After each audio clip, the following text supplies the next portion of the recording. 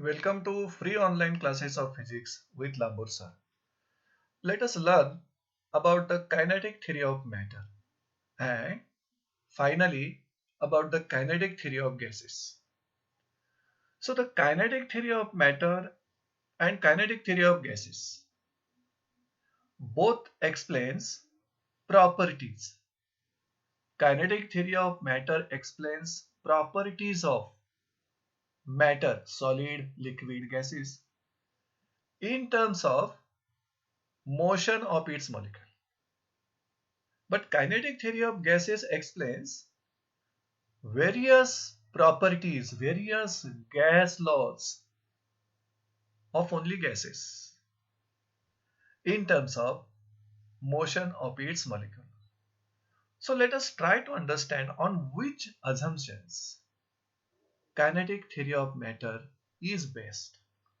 So kinetic theory of matter explains various properties of matter in terms of motion of its molecule. We know that there are three states of matter and fourth one is the plasma, solid, liquid and gases. First lecture मध्ये आपण त्या states माहिती करून घेतल्या आणि त्या states मधील distinguish पण समजावून घेतलं. आता इथं कायनेटिक थिअरी ऑफ गॅसेस आणि कायनेटिक थिअरी ऑफ मॅटर, त्यापैकी कायनेटिक थिअरी ऑफ मॅटर कोणत्या अझम्पशन्स वर बेस्ड आहे? Let us see that assumption. There are three assumptions are made for kinetic theory of matter.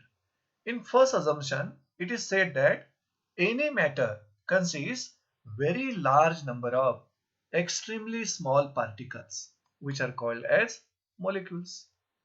म्हणजे कोणतंही matter very large number of extremely small particles न बनलेला आहे आणि त्या प्रत्येक पार्टिकलला मॉलिक्यूल असं म्हणायचं.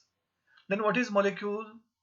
So molecule can also be defined as smallest particle of matter which possess all the properties of original matter. म्हणजे ज्या मॅटरचा तो स्मॉलेस्ट पार्ट आहे मॉलिक्यूल, त्या मॉलिक्यूलच्या प्रॉपर्टीज आणि ओरिजिनल मॅटरच्या प्रॉपर्टीज सेम असल्या पाहिजे, तरच त्या स्मॉलेस्ट पार्टिकलला, स्मॉलेस्ट पार्टला सबस्टन्सच्या तुम्ही मॉलिक्यूल म्हणू शकता. तर all the matter consist such extremely small large number of particles which are called as molecules.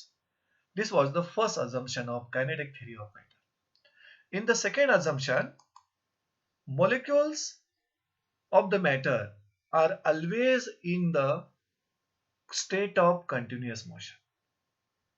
म्हणजे मॅटर मध्ये सॉलिड असतील, लिक्विड असतील किंवा गॅसेस असतील, यांचे molecules are always in the state of continuous motion.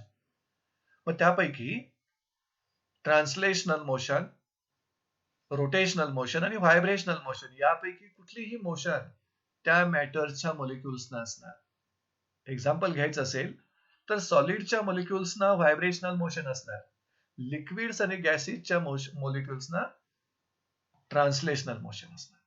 तर हे जे मॅटरचे मॉलिक्युल्स आहेत, they are always in the state of continuous motion, vibrational, translational, rotational. आणि मग त्यांच्या मोशनची जी व्हेलॉसिटी आहे, the velocity of their molecular motion increases with rise in temperature. आणि व्हेलॉसिटी जर राइज इन टेम्परेचर जर इन्क्रीज होत असेल तर त्या मॉलिक्युलची कायनेटिक एनर्जी पण increases with increasing temperature. This was the second assumption for kinetic theory of matter. आणि third assumption force विषयी आहे. Molecules of the matter exerts forces of attraction on each other. म्हणजेच intermolecular forces आपल्याला माहिती आहेत. Intermolecular forces are exerted by molecules on each other and these forces depends upon intermolecular distances. आणि हे intermolecular forces तुम्हाला माहिती आहेत, cohesive force आणि ऍडिजिव्ह फोर्स दोन्हीही अट्रॅक्टिव्ह फोर्सेस आहेत. त्यामुळे मॅटरच्या मॉलिक्युल्स मध्ये हे इंटरमॉलिक्युलर फोर्सेस असतात आणि ते एका मॉलिक्युलकडून दुसऱ्या मॉलिक्युलवर एक्झर्ट केले जातात. One molecule attracts another molecule with cohesive force और ऍडिजिव्ह force which depends upon intermolecular distances. So these are the three assumptions made for kinetic theory of matter. आणि या kinetic theory of matter च्या मदतीनं आपण मॅटरच्या various properties explain करू शकतो in terms of motion of their molecules. Now, the energy possessed by each molecule of matter is of two types. म्हणजे matter molecules पासून बनलेलं आहे. मॉलिक्युलच्या मोशन वरून आपण kinetic theory of matter explain करणार आहोत. पण energy possessed bye molecule of matter is of two types.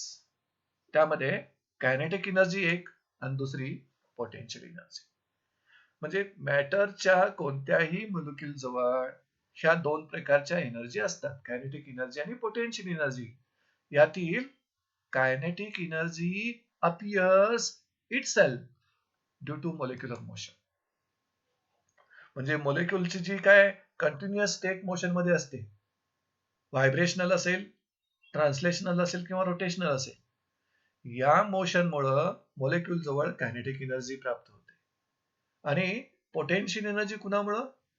तर सबस्टन्स एक्सपांड होतो किंवा स्टेट चेंज होतो. त्या एक्सपान्शन मुळे सबस्टन्सच्या किंवा चेंज इन स्टेट मुळे पोटेन्शियल एनर्जी त्या मॉलिक्युल जवळ असते. So potential energy appears itself in the expansion of substance or in the change of its state. म्हणजे मॅटर मॉलिक्युल पासून बनलाय. मॉलिक्युल जवळ दोन प्रकारच्या एनर्जी असतात, कायनेटिक एनर्जी आणि पोटेन्शियल एनर्जी. त्यापैकी kinetic energy is due to molecular motion and potential energy is due to expansion of substance or change in state of that substance. आता जर आपण एखाद्या सबस्टन्सला हीट सप्लाय केली, when substance is heated, either solid, liquid or gases, what will happen? Supplied heat will increase both its kinetic energy and potential energy. कारण heat supply केल्यामुळं बॉडीचं temperature rise होईल आणि बॉडीचा व्हॉल्यूम इन्क्रीज होईल, म्हणजे expansion होईल. मग टेम्परेचर राईज झालं तर व्हेलॉसिटी इन्क्रीज झाली, कायनेटिक इन्क्रीज झाली. आणि जर त्याचा व्हॉल्यूम इन्क्रीज झाला, एक्सपान्शन झालं, तर पोटेन्शियल एनर्जी इन्क्रीज झाली. So when heat is supplied to a substance, increases partly the kinetic energy and partly the potential energy of the molecule. So this is about kinetic theory of matter. आणि ही theory आपण solid, liquid, gases यांचा various property study करण्यासाठी apply करू शकतो, use करू शकतो. आपण जो टॉपिक स्टडी करतोय तो topic kinetic theory of gases and radiation आहे. त्यामुळं आपण special kinetic theory of gases study करत आहोत. And this kinetic theory of gases also explains properties of gases in terms of motion of its molecule. म्हणजे गॅसच्या मॉलिक्युलच्या मोशनच्या मदतीनं kinetic theory of gases can explain various properties of gases. So this kinetic theory of gases explains first of all various gas laws. आपल्याला माहिती आहे 4 gas laws आहेत. Boyle's law, Charles law, Gay-Lussac's law आणि Avogadro's law. त्यातील पहिले 3 basic lodge आहेत. हे lodge explain केले जातात कायनेटिक थिअरी ऑफ गॅसेसच्या मदतीनं.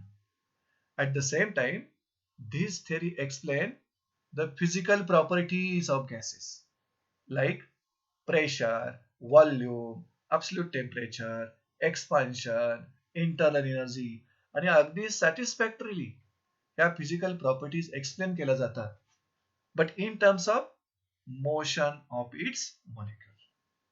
So this is the importance of kinetic theory of gases. Kinetic theory of gases च्या मदतीनं थोडक्यात आपण गॅसचं बिहेवियर स्टडी करू शकतो. मग त्या बिहेवियर स्टडी करण्यासाठी गॅसच्या मॉलिक्युलची मोशन आपण कन्सिडर करतो. आणि in terms of motion of molecule, we can explain the gas laws, we can explain the various physical properties. That's why this kinetic theory of gases we are studying in this chapter. But this kinetic theory of gases was first time developed by two German physicists. त्यापैकी R. Clausius was the one, and second Maxwell, James Clerk Maxwell. ह्या दोन German फिजिक्सने kinetic theory of gases develop केलेली आहे. So kinetic theory of gases was developed by German physicist R. Clausius and James Clerk Maxwell. So let us try to study behavior of gases on the basis of kinetic theory of gases.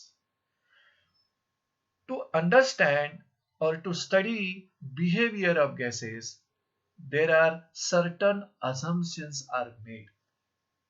म्हणजे kinetic theory of gases is based upon certain assumptions to study behavior of gases. मग ते assumptions कोणते आहेत kinetic theory of gases ची? ज्या assumptionच्या मदतीनं तुम्ही गॅसचं behavior study करणार आहात. So to understand or to study behavior of any gas, number of assumptions are made.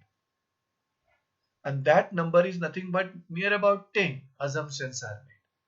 आणि या 10 assumptions वर kinetic theory of gases depend आहे, बेस्ड आहे. आणि ही kinetic theory of gases जसं आपण म्हटलं तर जर्मन फिजिक्सनी डेव्हलप केलेली आहे. आर क्लाउसिस आणि जेम्स क्लर्क मॅक्सवेल ह्या दोघांनी मिळून kinetic theoryची डेव्हलपमेंट केलेली आहे. आणि या थेरीच्या मदतीनं आपण आता गॅसचं बिहेवियर एक्सप्लेन करणार आहे. मग ते बिहेवियर स्टडी करायचं असेल तर कायनेटिक थिअरी ऑफ गॅसेसची जी काय अझम्पशन्स आहेत, ज्या अझम्पशन्सवर kinetic theory of gases based आहे, that assumption should be known to us. मग ही एकूण 10 अझम्पशन्स आहेत केटीजीची. त्या अझम्पशनचे आपण दोन ग्रुप ठेव केलेले आहेत. पहिल्या ग्रुपमध्ये आपल्याला मॉलिक्युलचं नेचर, म्हणजे पहिल्या ग्रुपमध्ये एकूण 4 अझम्पशन्स घेतले आपण. and that 4 assumptions explains nature of gas molecule. आणि सेकंड ग्रुप मध्ये एकूण 6 assumptions घेतलेत आपण. and that 6 assumptions explains random motion of gas molecule. Are you getting it? म्हणजे गॅस मॉलिक्युलचं नेचर एक्सप्लेन करणारा पहिला ग्रुप आहे assumptionचा, 4 assumptions. आणि गॅस मॉलिक्युलची रॅन्डम मोशन एक्सप्लेन करणारा दूसरा ग्रुप आहे, तो मात्र 6 assumptions आहे. Let us start to know about the nature of gas molecule with the help of 4 assumptions. आता पहिलं assumption काय? ऑलरेडी आपण ते कायनेटिक थिअरी ऑफ मॅटर मध्ये पहिलं assumption घेतलं ते. Matter consists of large number of extremely small particles called as molecules. तेच assumption, कारण गॅस हे देखील मॅटरची स्टेट आहे. त्यामुळे सेम फर्स्ट assumption इथं आहे. Any gas consists of large number of tiny particles. आणि त्या टायनी पार्टिकल्सना आपण म्हणणार आहोत मॉलिक्युल्स. मग ह्या मॉलिक्युल जवळ ज्या प्रॉपर्टीज असतील त्याच प्रॉपर्टीज त्या गॅसच्या पण, ओरिजिनल गॅसच्या पण असल्या पाहिजे. ओके. त्यानंतर सेकंड अझम्पशन काय आहे? गॅस मॉलिक्युल हा रिजिड असतो, परफेक्ट इलास्टिक स्पियर असतो, ऑफ व्हेरी स्मॉल डायमीटर. म्हणजे गॅसचे मॉलिक्युल्स रिजिड आहेत, स्पिरिकल आहेत आणि परफेक्टली इलास्टिक स्पेरिकल आहेत, ज्यांचा डायमीटर व्हेरी स्मॉल. म्हणजे थोडक्यात गॅस मॉलिक्युलचा शेप कसा आहे, तो रिजिड आहे की नॉन रिजिड आहे, त्यांचा डायमीटर कसा आहे, हे सांगणारी सेकंड अझम्पशन आहे. You can read that assumption here. The molecules of the gas are rigid, hard आहेत ते, परफेक्टली इलास्टिक स्पियर म्हणजे स्पेरिकल शेप मध्ये आहे, of very small diameter, size न व्हेरी स्मॉल आहे. मग ह्या गॅस मॉलिक्युलच्या रिजिडपणाची, इलास्टिक स्पियरची, त्याचबरोबर स्मॉल डायमीटरची आयडिया यावी म्हणून हा आपण व्हिडिओ रेफर करूया. In this video, if you find there are 3 different types of gas molecules. Silver कलरचे गॅस मॉलिक्युल्स आहेत, ब्ल्यू कलरचे गॅस मॉलिक्युल्स आहेत आणि रेड कलरचे गॅस मॉलिक्युल्स आहेत. म्हणजेच इथं 3 डिफरंट गॅसेस या कंटेनर मध्ये आहेत असं आपण म्हणू शकतो. आणि प्रत्येक गॅसच्या मॉलिक्युलची जर साईज बघितला किंवा शेप बघितला तर तो शेप स्पेरिकल आहे. म्हणजे परफेक्टली इलास्टिक स्पियर्स आहेत गॅसचे मॉलिक्युल्स. त्याचबरोबर ते रिजिड पण आहेत आणि डायमीटर व्हेरी स्मॉल आहे. Are you getting this? आणि कुठलाही मॉलिक्यूल रेस्टला तुम्हाला दिसत नाही.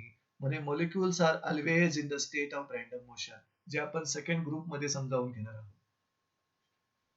तर हा व्हिडिओ तुम्हाला सांगतो the molecules of gas are rigid, perfectly elastic sphere of very small diameter.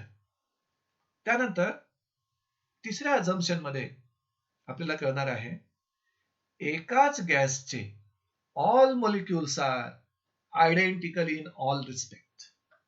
म्हणजे इथं सगळे जर रेड मॉलिक्युल्स घेतले, रेड कलरचे मॉलिक्युल्स घेतले सगळेच, तर एकाच गॅसचे मॉलिक्युल्स असणार ते. मग त्या सगळ्या मॉलिक्युल्सची शेप, साईज आणि मास सेम असणार. इथं जर सिल्वर कलरचे सगळे मॉलिक्युल्स घेतला तर प्रत्येक मॉलिक्युलचा शेप स्पेरिकल आहे, साईज पण सेम आहे आणि मास देखील सेम असणार आहे. That is in the third assumption. All the molecules of same gas are identical in shape, size and mass. आणि फोर्थ assumption व्हॉल्यूमच्या कंपॅरिझन विषयी आहे. गॅसच्या एका मॉलिक्युलनं जो व्हॉल्यूम ऑक्युपाय केला असेल आणि त्याच गॅसचा टोटल व्हॉल्यूम ह्याचं कंपॅरिझन करणारं हे फोर्थ assumption आहे. What is that? Actual volume occupied by single gas molecule. एका गॅस मॉलिक्युलनं ऑक्युपाय केलेला volume is very small as compared to total volume occupied by the gas. आणि हे कुणालाही मान्य होईल. गॅस चा व्हॉल्यूम म्हणजे गॅस ज्या कंटेनर मध्ये घेतला त्या कंटेनरचा व्हॉल्यूम आणि त्या गॅसचा टोटल व्हॉल्यूम म्हणजे कंटेनरचा टोटल व्हॉल्यूम आणि त्या गॅस मधील एका मॉलिक्युलचा व्हॉल्यूम कंपेअर केला तर volume of single gas molecule ही will be definitely very very small as compare to total volume occupied by the gas. So these are the four assumptions which are explaining nature of the gas molecules. आता आपल्याला दुसऱ्या अझम्पशनचा group बघायचा आहे, group study करायचा आहे, ज्या 6 assumptions आहेत. And that 6 assumptions are explaining random motion of gas molecule. All there are 10 assumptions, isn't it? Which are divided into 2 groups. पहिल्या 4 assumptionचा ग्रुप आपल्याला नेचर सांगतो गॅस मॉलिक्युलचा आणि नंतरच्या 6 assumptionचा ग्रुप आपल्याला रॅन्डम मोशन गॅस मॉलिक्युलचे एक्सप्लेन करतो. त्यातील 5th assumption काय पहा. All the molecules of gas are always in the state of random motion. तुम्ही आताच व्हिडिओ पाहिलात, ज्या व्हिडिओमध्ये गॅसचे मॉलिक्युल जे होते they are in the state of motion आणि ती मोशन रॅन्डम मोशन होती. मग रॅन्डम मोशन कोणाला म्हणायची?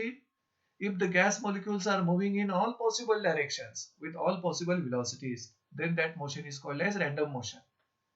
आणि अशा प्रकारची स्टेट असेल जर मॉलिक्युलची गॅसच्या तर त्या प्रकारच्या स्टेटला आपण म्हणू शकता molecular charge. Means if the gas molecules are moving in all possible directions with all possible velocities, then that state of that gas molecule is called as a molecular charge. मग गॅस मॉलिक्युलची जी काय random motion आहे ती random motion explain करणारा video आपण इथं refer करूया. या व्हिडिओमध्ये हा स्क्वेअर किंवा रेक्टँग्युलर कंटेनर आहे, ह्या त्याच्या वॉल्स आहेत, या कंटेनरच्या वॉल्स आहेत. 2 व्हर्टिकल वॉल्स आहेत आणि 2 हॉरिझॉन्टल वॉल्स आहेत. and that container consists किंवा गॅस त्या कंटेनर मध्ये आपण इन्क्लोज केलेला आहे. आणि तुम्ही जर पाहिलात तर ब्ल्यू कलरचे स्पेरिकल मॉलिक्युल्स आहेत आणि रेड कलरचे पण स्पेरिकल मॉलिक्युल्स आहेत. यावरून आयडिया आपल्याला अशी आली पाहिजे, in this container 2 types of gases are enclosed. कारण दोन वेगळ्या वेगळ्या प्रकारचे मॉलिक्युल्स आपल्याला इथं पाहायला मिळतात. ब्ल्यू कलरचे मॉलिक्युल्स आहेत, जास्त नंबर आहे त्यांचा, आणि रेड कलरचे पण मॉलिक्युल्स आहेत, कमी नंबर आहे त्यांचा.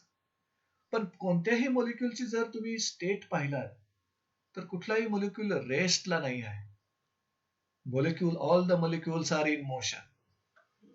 आणि त्यांची मोशन अशी आहे, they are moving in all possible directions available for them, and also moving with all possible velocities also. त्यांच्या मोशनची व्हेलॉसिटी 0 to इन्फिनिटी पैकी कोणती असेल. मग अशा प्रकारची जर गॅसची मोशन असेल तर त्याला रॅन्डम मोशन म्हटलं जातं, आणि त्या स्टेटला मॉलिक्युलर चार्ज असं म्हणतात. आता तुम्ही जे या कंटेनर मध्ये ऑब्झर्व करताय, the molecules are in the state of molecular charge, किंवा त्याला ब्राउनियन मोशन असं पण म्हटलं जाईल, ब्राउनियन मुवमेंट्स असं पण म्हटलं जातं. Okay, so this was the fifth assumption. आणि त्याचबरोबर मुलांना इथं तुम्हाला आणखी एक मुद्दा क्लिअर करतो जो पुढच्या डिस्कशन मध्ये येणार आहे. प्रेशर एक्झर्टेड बाय गॅस, हे एक डेरिव्हेशन आपण पुढे डिराइव्ह करणार आहोत. तर त्या प्रेशर एक्झर्ट करण्यासाठी कोण जबाबदार आहे ते तुम्हाला इथं मी थोड्या वेळात एक्सप्लेन करणार आहे.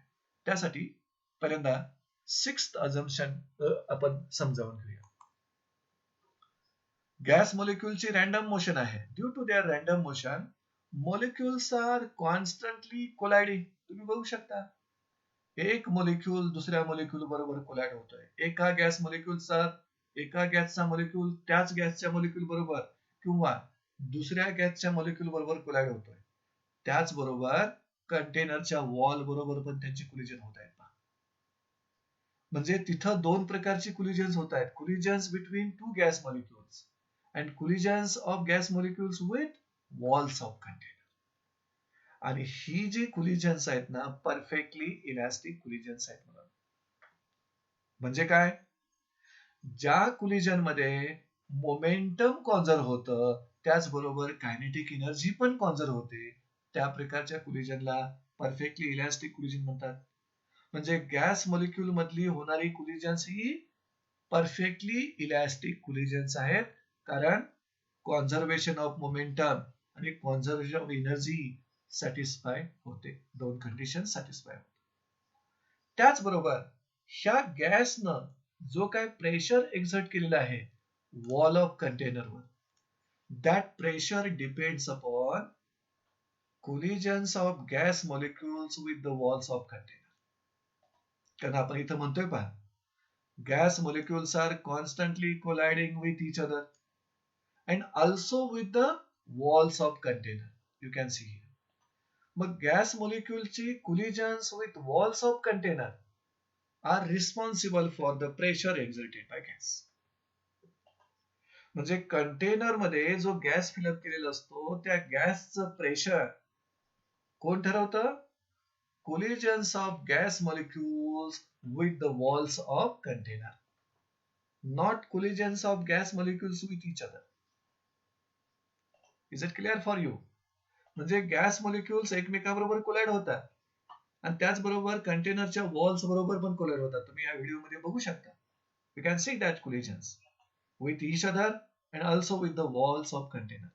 त्यापैकी जे प्रेशर एक्झर्ट केलं जातं गॅसकडून ते प्रेशर कोणत्या कोलिजनमुळे, collisions of gas molecules with the walls of container. हा पार्ट तुम्ही लक्षात ठेवा, पुढे तो रेफर होणार आहे. तर these are the first two assumptions explaining random motion of gas molecules. So let us shift towards the seventh assumption.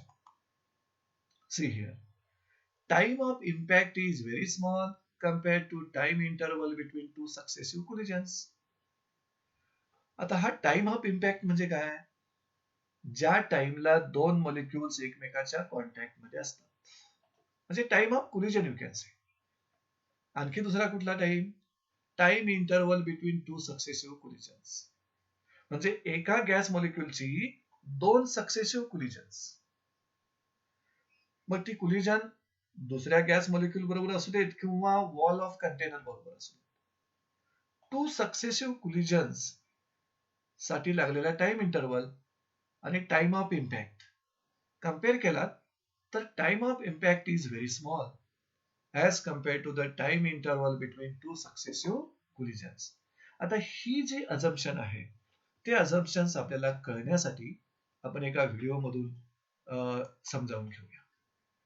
या व्हिडिओमध्ये रेड कलरचे गॅसचे मॉलिक्युल्स दाखवलेले आहेत. आपण रेड कलर इथं मॉलिक्युल्स दिसतात आणि तुम्ही साधारणतः ह्या सेंट्रल मॉलिक्युलची सेंटरला जो मॉलिक्युल आहे त्याची मोशन ऑब्झर्व करा.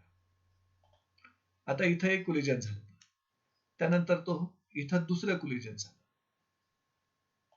इथं तिसरं कोलिजन झालं.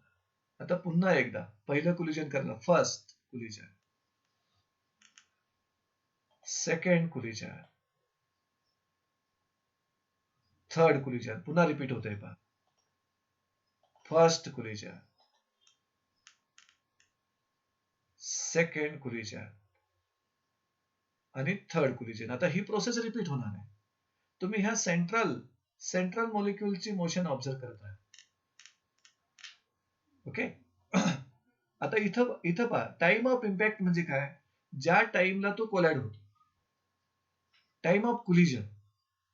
हा, आणि time interval between two successive collisions. पहा, इथं एक कोलिजन झालं,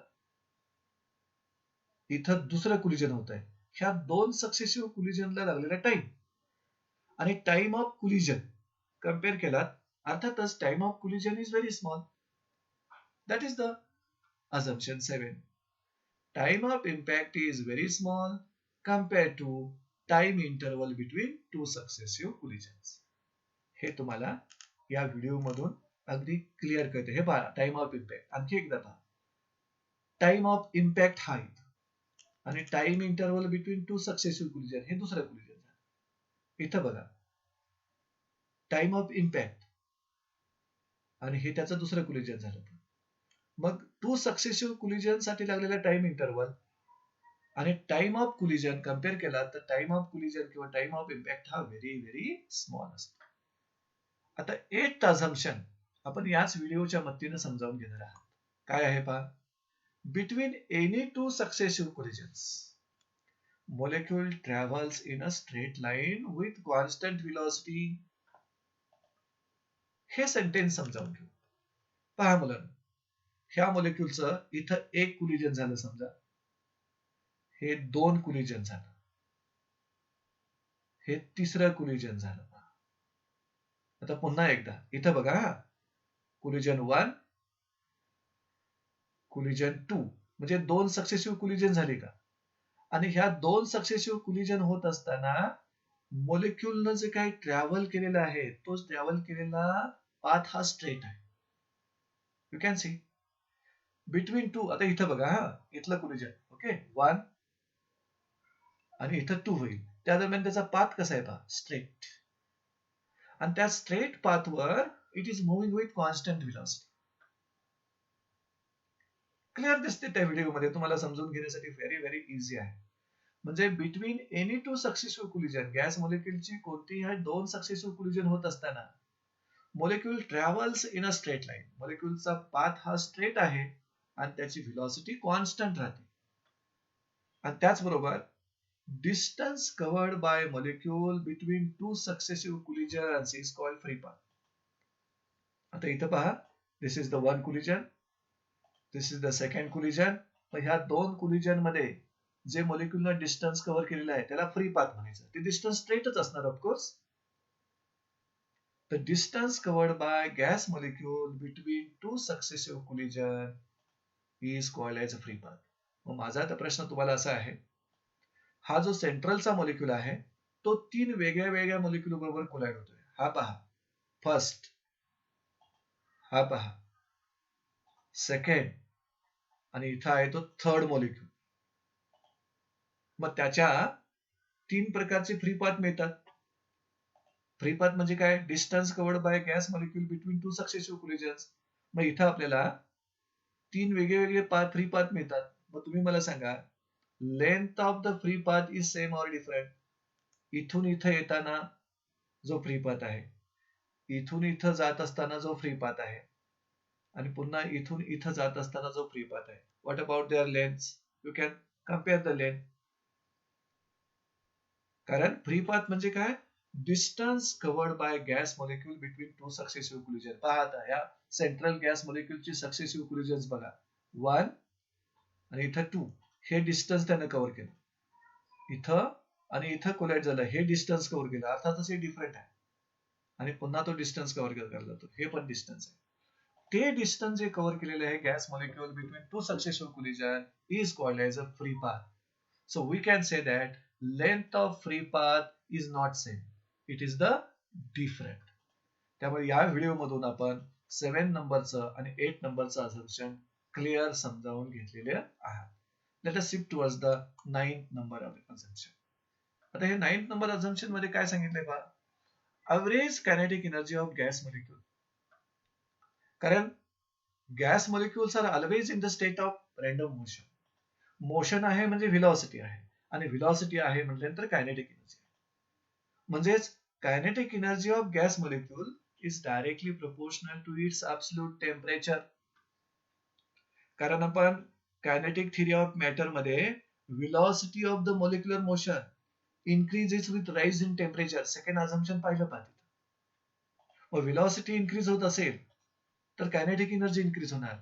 म्हणजेच kinetic energy directly proportional to its absolute temperature. म्हणजे केल्विन मधलं टेम्परेचर जे घेता तुम्ही, त्या टेम्परेचरशी डायरेक्टली प्रोपोर्शनल आहे average kinetic energy of gas molecule. Mathematically त्याला असं लिहिलं जाईल, that is average value of kinetic energy of gas molecule is directly proportional to absolute temperature. मग डिग्री सेल्सिअस मधलं टेम्परेचर असेल तर त्यामध्ये +273 करा, म्हणजे केल्विन मध्ये. आणि 10th असम्पशन जे आहे कायनेटिक थिअरी ऑफ गॅसेसचं, ते 10th असम्पशन तुम्हाला number of gas molecules in unit volume विषयी सांगतं. म्हणजे गॅसच्या युनिट व्हॉल्यूम मध्ये असणारा मॉलिक्युलचा नंबर ऑलवेज रिमेन्स कॉन्स्टंट याच्याविषयी सांगतं. Average number of gas molecules per unit volume of gas, म्हणजे गॅसच्या युनिट व्हॉल्यूम मधील मॉलिक्युलचा नंबर ऑलवेज रिमेन्स कॉन्स्टंट. मग युनिट व्हॉल्यूम मधील मॉलिक्युलच्या नंबरला मॉलिक्युलर डेन्सिटी असं म्हणतात.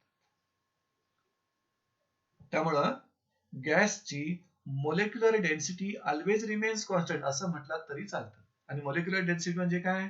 Number of molecules per unit volume of gas. आणि ती मॉलिक्युलर डेन्सिटी फॉर्म्युल्यामध्ये असं लिहिलं जातं, that is molecular density equal to number of molecules per unit volume. हा सफिक्स जो आहे ना व्हॉल्यूमचा, per unit volume, is equal to n upon v, always remains constant, where what will be n? N is the number of gas molecules, and what is v? Volume of the gas. So in this way we studied kinetic theory of matter and kinetic theory of gases also. दोन्ही ही theory various properties मॅटरच्या explain करतात.